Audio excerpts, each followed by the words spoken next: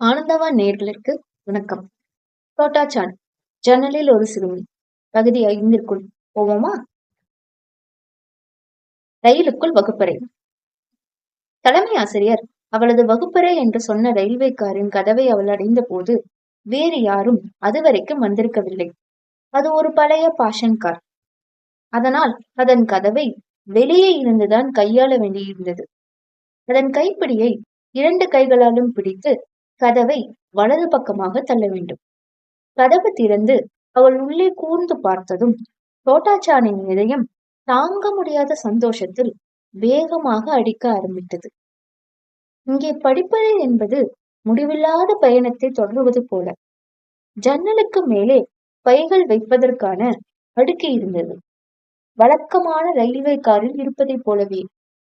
ஒரே வித்தியாசம் என்னவென்றால், காரின் முன்பக்கத்தில் கரும்பலகை இருந்து நீல வாட் காரின் இருக்கைகளுக்கு பதிலாய் பள்ளிக்கூட மேஜை நாற்காலிகள் கரும்பலகையை பார்த்து இருக்கும்படி போடப்பட்டிருந்தன. மேலும் மேலே தொங்கும் ரப்பர் கைப்பிடிகளும் இல்லை. இருந்தாலும் மற்றதெல்லாம் அப்படியே விடப்பட்டிருந்தது. தோட்டாச்சான் சென்று யாரோ ஒருவரது இருக்கையில் அமர்ந்து கொண்டாள். பள்ளி மர நாற்காலி பழைய பள்ளியில் இருந்த போலவேதான் இருந்தது. ஆனாலும் அதைவிட ரொம்பவும் வசதியாக இருந்ததால் நாள் முழுவதும் அதிலேயே உட்கார்ந்திருக்கலாம் போலிருந்தது. தோட்டாச்சான் மிகவும் சந்தோஷமாக இருந்தாலும், இந்த பள்ளியை மிகவும் விரும்பியதாலும், இனிமேல் தினமும் பள்ளிக்கு வர வேண்டும் என்றும் விடுப்பே எடுக்கக்கூடாது என்றும் உறுதியாய் முடிவெடுத்தாள். தோட்டாச்சான் ஜன்னல் வழியே வெளியே பார்த்தாள். அவளுக்கு இந்த ரயில் நகராது என்று தெரியும். இருந்தாலும் பள்ளி மைதானத்தில் உள்ள பூக்களும் மரங்களும் காற்றில் லேசாக அசைவதினால் அந்த ரயில் நகர்வது போல் தோன்றியது. நான் ரொம்ப சந்தோஷமா இருக்கேன் என கடைசியாக சத்தம் போட்டு சொன்னான். பிறகு தனது முகத்தை காற்றுக்கு எதிராக அழுத்தமாக வைத்துக்கொண்டு தான் சந்தோஷமாக இருக்கும் சமயங்களில் பாடும் பாட்டை பாடினாள். அந்த நேரத்தில் யாரோ உள்ளே வந்து விட்டார்கள். வந்தது ஒரு சிறுமி. அவள் தனது நோட்டு புத்தகத்தையும் பென்சில் பெட்டியையும் பள்ளிப்பையிலிருந்து வெளியே எடுத்து அவற்றை மேஜை மேல் வைத்தாள். பின்னர் தன் முன் பாதத்தை ஊன்றி வெட்டி பள்ளிப்பையை பை வைக்கும் மேலடுக்கில் வைத்தாள். பிறகு தனது ஷூ பையையும் அங்கேயே வைத்தாள். தோட்டாச்சானும் தான் பாடுவதை நிறுத்திவிட்டு அவள் செய்த மாதிரியே வேகமாக செய்தாள். அதற்கு பிறகு ஒரு பையன் உள்ளே வந்தான். அவன் கதவருகையே நின்று கொண்டு தனது பள்ளிப்பையை பைகள் வைக்க வேண்டிய அடுக்கு நோக்கி கூடைப்பந்து விளையாடுவது போல தூக்கி போட்டான். பை அடுக்கில் பட்டு பிரித்து தரையில் விழுந்தது. மோசமான ஷாட் என்றவன் மறுபடியும் பையை பழைய இடத்தில் இருந்தே எறிவதற்கு முயன்று கொண்டிருந்தான். இந்த சமயம் பள்ளிப்பை சரியாக போய் அமர்ந்து கொண்டது. என்று கூச்சலிட்ட அவன் தொடர்ந்து மோசமான ஷாட்பா என்றான். பிறகு மேஜை மேல் ஏறி அவனது பள்ளிப்பையை திறந்து அவனது நோட்டு புத்தகத்தையும் பென்சில் பெட்டியையும் எடுத்தான். முதலிலேயே இதை செய்ய தவறியதால் தனது 2வது முயற்சி வெற்றி பெற்றாலும் அதையும் தவறவிட்டதாகவே கணக்கில் எடுத்துக்கொண்டான். மொத்தத்தில் அந்த காரில் 9 மாணவ மாணவிகள் இருந்தார்கள். இவர்கள் எல்லோரும் சேர்ந்ததுதான் தோமாயு ஹாங்கூனின் முதல் கிரேடு பிள்ளைகள். இவர்கள் எல்லோரும் சேர்ந்துதான் இந்த ரயிலில் பயணம் செய்ய போகிறார்கள். தோமாயுவின் பாடங்கள். ரயில்வே கார் பள்ளிக்கு போவது போதுமான அளவுக்கு வினோதமாக தெரிந்தது. ஆனால் அங்கு இருக்கைகளின் அமைப்பும் கூட ரொம்ப வினோதமாக இருந்ததாதான் தோன்றியது. தோட்டாச்சானின் பழைய பள்ளியில் ஒவ்வொரு பிள்ளைக்கும் ஒரு குறிப்பிட்ட மேஜை என ஒதுக்கப்பட்டிருக்கும். ஆனால் அங்கே அவர்கள் விரும்பிய இடத்தில் எங்கு வேண்டுமானாலும் எப்போது வேண்டுமானாலும் அனுமதிக்கப்பட்டிருந்தார்கள். சுற்றியும் மிகவும் நன்றாக பார்த்து நன்றாக யோசித்த பிறகு காலையில் தனது அடுத்தபடியாக வந்த சிறுமிக்கு பக்கத்தில் உட்படுவதை அவள் முடிவெடுத்தாள். ஏனென்றால் அவள்தான் நீண்ட காதுகளை உடைய முயலில் படம் போட்ட மேலாடையை அணிந்திருந்தார். இங்கு பாடம் படிப்பது என்பதே மற்ற எல்லாவற்றையும் விட மிகவும் வினோதமானது. சாதாரணமாக எல்லா பள்ளிகளிலும் ஏதாவது ஒன்றை பற்றி முதல் பீரியடில் பாடம் நடக்கும். உதாரணமாக, முதல் பீரியட் ஜப்பானிய மொழி என்றால் ஜப்பானிய மொழிதான் அப்போது பயில வேண்டும். இரண்டாவது பீரியட் கணக்கு என்று வைத்துக் கொண்டால் அப்போது கணக்கு தான் போட வேண்டும். ஆனால் இங்கு எல்லாமே வித்தியாசமாக இருந்தது. முதல் பீரியடின் ஆரம்பத்திலேயே டீச்சர் அன்று படிக்க வேண்டிய வெவ்வேறு பாடங்களிலிருந்து கேள்விகளையும் பயிற்சி வினாக்களையும் பட்டியல் போட்டு தந்து விடுவார்கள். பிறகு நீங்கள் எதிலிருந்து விரும்புகிறீர்களோ அதிலிருந்து ஆரம்பியுங்கள் என்று சொல்லிவிடுவார்கள். நீங்கள் ஜப்பானிய மொழியிலிருந்து ஆரம்பிக்கிறீர்களா, இல்லை கணக்கிலிருந்து ஆரம்பிக்கிறீர்களா, இல்லை வேறு எதையும் ஆரம்பிக்கிறீர்களா என்பது பொருட்டே இல்லை. கட்டுரை எழுத விரும்புவன் எதையாவது எழுதி கொண்டிருப்பான்.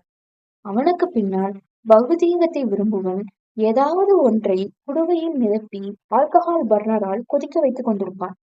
அதனாலேயே சின்ன சின்ன வெடிப்புகளினால் சில விபத்துகள் ஏற்பட எல்லா வாய்ப்புகளுடனும் வகுப்பறை இருந்தது. இங்கே நடக்கும் முறையினால் குழந்தைகள் மேல் கிரேடுக்கு போக போக அவர்கள் எதில் மிகவும் ஆர்வமாய் இருக்கிறார்கள், அவர்களுடைய யோசிக்கும் முறை, அவர்களது குணாம்ச முறை என்ற அனைத்தையும் ஆசிரியர்களால் புரிந்து கொள்ள முடிந்தது. இதுதான் தன்னிடம் படிக்கும் மாணவிகளை பற்றி ஆசிரியர்கள் சரியாக புரிந்து கொள்வதற்கு மிகவும் துல்லியமான முறை. மாணவ மாணவிகளை பொறுத்தவரை தங்களுக்கு பிடித்த பாடத்தில் இருந்தே ஆரம்பிப்பதை மிகவும் விரும்புகிறார்கள். தங்களுக்கு பிடிக்காத பாடங்களை நாள் முழுவதும் சமாளிக்க வேண்டும் என்ற பிரச்சனைக்கு அர்த்தம் அதையும் எப்படியாவது அவர்களால் சமாளிக்க முடியும் என்பதுதான். படிப்பு பெரும்பான்மையும் யாரையும் சார்ந்து இராமல் எப்போதாவது தேவைப்பட்டால்தான் டீச்சரிடம் சென்று ஆலோசனை செய்யும்படி இருந்தது. அவர்கள் விரும்பினால்தான் டீச்சர்கள் அவர்களிடம் அவர்களுக்கு நன்றாக புரியும் வரை தெரியாத விஷயங்களை விளக்குவார்கள். அதற்கு பிறகு மாணவ மாணவிகளே தனியாக போடுவதற்கு பயிற்சி வினாக்கள் தருவார்கள். இதுதான் இந்த உலகத்தில் உண்மையான அர்த்தத்தில் படிப்பு. இதற்கு பொருள், டீச்சர் தன்னிடம் வந்து பேசி விளக்கிக் கொண்டிருக்கும் போது எந்த மாணவ மாணவியும் பாடத்தை கவனிக்காமல் சும்மா உட்கார்ந்திருக்க முடியாது. முதல் கிரேடு பிள்ளைகள் சுயமாய் படிக்கும் நிலையை அடையவில்லை. இருந்த போதிலும் அவர்களும் அவர்கள் விரும்பும் பாடங்களிலிருந்து தொடங்க அனுமதிக்கப்பட்டிருந்தார்கள். சிலர் எழுத்துச்சுவடிகளில் உள்ள எழுத்துக்களை அப்படியே பார்த்து எழுதி கொண்டிருந்தார்கள். சிலர் படங்கள் வரைந்தார்கள். சிலர் புத்தகங்கள் படித்தார்கள். சிலர் உடற்பயிற்சி கூட செய்தார்கள். தோட்டாச்சானுக்கு அடுத்திருந்த பெண் ஏற்கனவே எழுத்துச்சுவடி முழுவதும் அறிந்திருந்தார். அதனால் தனது நோட்டு புத்தகத்தில் எழுதிவிட்டார். இவையெல்லாம் தோட்டாச்சானுக்கு அறிமுகம் இல்லாதவையாதலால் அவள் சிறிது நடுக்கத்துடனும் என்ன செய்ய வேண்டும் என்பதில் உறுதி இல்லாமலும் இருந்தாள். அவளுக்கு பின்னால் உட்கார்ந்திருந்த பையன் தனது நோட்டு புத்தகத்துடன் கரும்பலகையை நோக்கி சென்று கொண்டிருந்தான். அவன் ஏதோ டீச்சரிடம் சந்தேகம் கேட்கத்தான் போகிறான். டீச்சர் கரும்பலகையின் பக்கத்தில் உள்ள ஒரு மேஜை மேல் உட்கார்ந்து கொண்டு வேறொரு பையனுக்கு எதையோ விளக்கிக் கொண்டிருந்தார். தோட்டாச்சான் அந்த வகுப்பறை சுற்றி சுற்றி பார்ப்பதை விட்டு ஒரு கோப்பை மாதிரி கைகளை ஆக்கி தனது கன்னத்தில் அதை புதைத்து நடந்து போகும் அந்த பையனின் பின்பகுதியையே பார்த்து கொண்டிருந்தார்.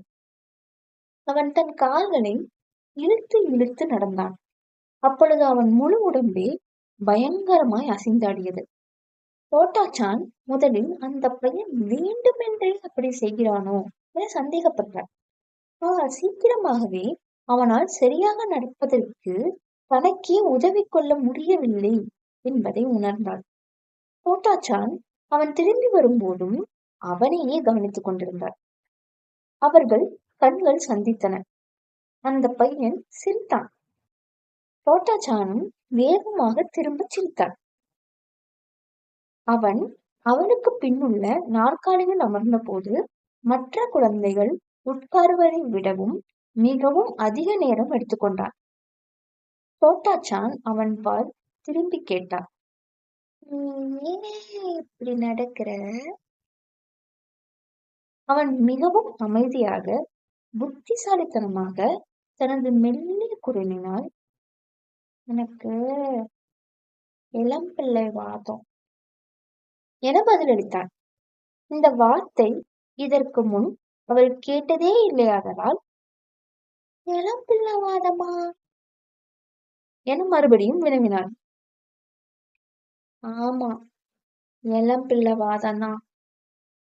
அவன் முணுமுணுத்தான். இது என் காலை மட்டும் இல்ல, கையையும் பாதிச்சிருக்கு. அவன் கையை வெளியே காண்பித்தான். தோட்டாச்சான் அப்போது அவனது இடது கையை பார்த்தாள். அவனது நீண்ட விரல்கள் வளைந்து ஒன்று போல் ஒட்டி கொண்டிருப்பது போல் தோற்றமளித்தது. எதுவும் செய்யலையா? அவள் கேட்டாள். அவன் பதிலளிக்கவில்லை. நான் இதை கேட்டிருக்க கூடாது என தோட்டாச்சான் சங்கடப்பட்டாள். ஆனால் மிகவும் உணர்வுடன் அவன் சொன்னான், என் பேரு யசியாக்கி யமோமோட்டோ. உன்னோடது?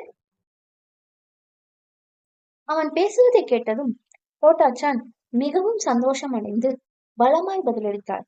நான் தோட்டாச்சான். யசுயாகி யமமோட்டோவும் தோட்டாச்சானும் இப்படித்தான் நண்பர்களானார்கள். ரகலுக்குள் வெப்பத்தை சூரியன் உமிழ்ந்தது. யாரோ ஜன்னலை திறந்து விட்டார்கள். புதிய வசந்த காற்று காரின் ஊடே காற்றை ஊதிவிட்டது. அது அஜாக்கிரதையான அலட்சிய உணர்வுடன் குழந்தைகளின் தலைமுடிகளை அலக்களித்தது. இப்படித்தான் டோமோயில் தோட்டாச்சானின் முதல் நாள் ஆரம்பித்தது.